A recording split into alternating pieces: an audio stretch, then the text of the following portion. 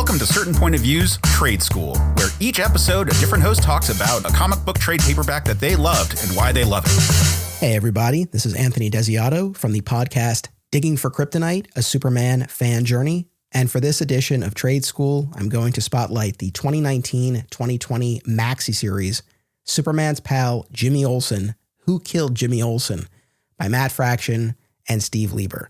This is such an underrated gem of a series.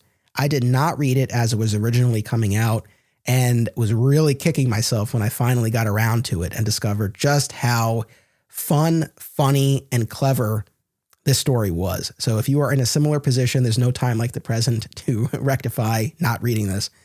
And all 12 issues are available on the DC app. The story was collected in a softcover edition. And in August 2025, DC put out a deluxe edition hardcover. So there are a number of different ways to experience this work. The story is essentially Jimmy Olsen's tour through the DC universe. And as the title suggests, he is seeking to determine who's trying to kill him. And the best way that I can describe this Maxi series in terms of its sensibilities is that it's kind of the perfect cross between the humor of the late great Fox sitcom Arrested Development and the time-bending films of Quentin Tarantino with their non-linear narrative, as the story does jump back and forth.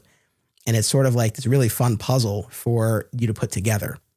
I don't want to spoil much about the story, or really anything, but one of the moments that I have to single out because it really kind of crystallized something very fundamental to me, which is there's a moment relatively early on the rooftop of the Daily Planet between Superman and Jimmy Olsen. And Superman is helping Jimmy put together videos for social media, essentially. And Jimmy has this line where he's like, I'm sure you have better things to do. And Superman stops and he's like, you know, some nights goofing around with you is the only fun I get to have. And it was just one of those things, if you ever sort of wonder, well, what is the value that Jimmy Olsen brings to the equation? I felt like that moment really, really captured it. There's not a ton of Superman in the story at all, but that moment was huge for me and went such a long way. Another critical aspect that really sets the story apart is the backstory that we are given for Jimmy and the entire Olsen clan. Essentially, we find out that the Olsens were one of the founding families of Metropolis and are vastly wealthy. So this accomplishes a number of things. It ties Jimmy to the city in a much deeper way. Now, as someone who grew up in Lower Westchester, New York, I did always like the notion of Jimmy being from Yonkers because that was a city I spent a lot of time in myself. But tying him deeper to the roots of Metropolis, I think works really nicely because one of the things that it does is that it puts the Olsens and the Luthers in opposition to each other. And it creates this whole new Olsen-Luther dynamic, which I thought was terrific. Also, because Jimmy is wealthy and he has this whole Olsen fortune behind him, he doesn't need to work at the Daily Planet for money. He really does it for the love.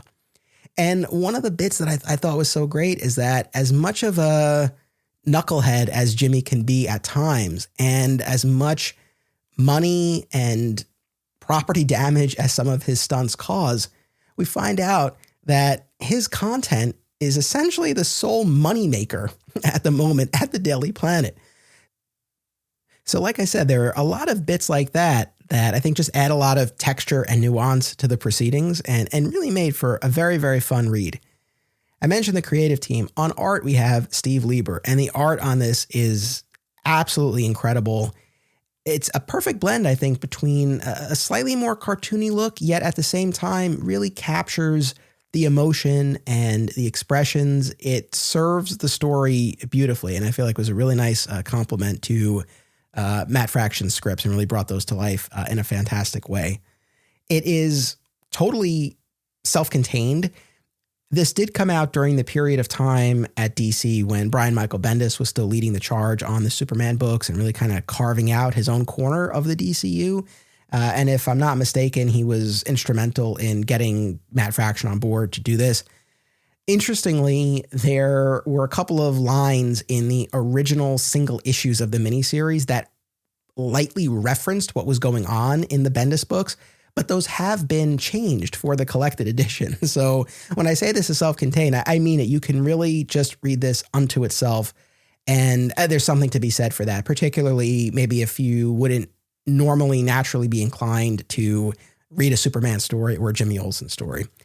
And that's sort of the last note that I want to bring up, which is about Jimmy Olsen himself. On my podcast, we spent a lot of time talking about this character and what role he serves as a friend to Clark and or Superman, and just sort of in the books generally.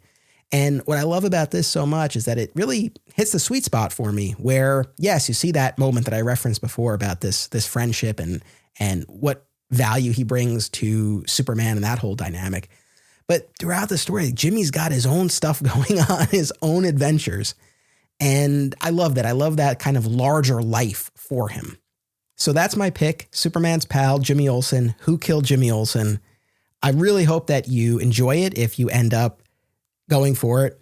And I do recommend taking your time with it. It's not Watchmen, but it's a meal of a story, and it's rather dense at times.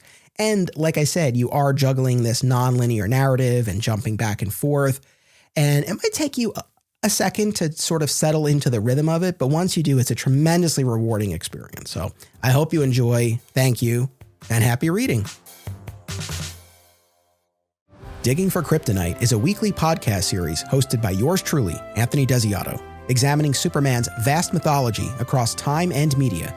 If you have a favorite story, creator, or adaptation, chances are we've covered it over the past 200 plus episodes.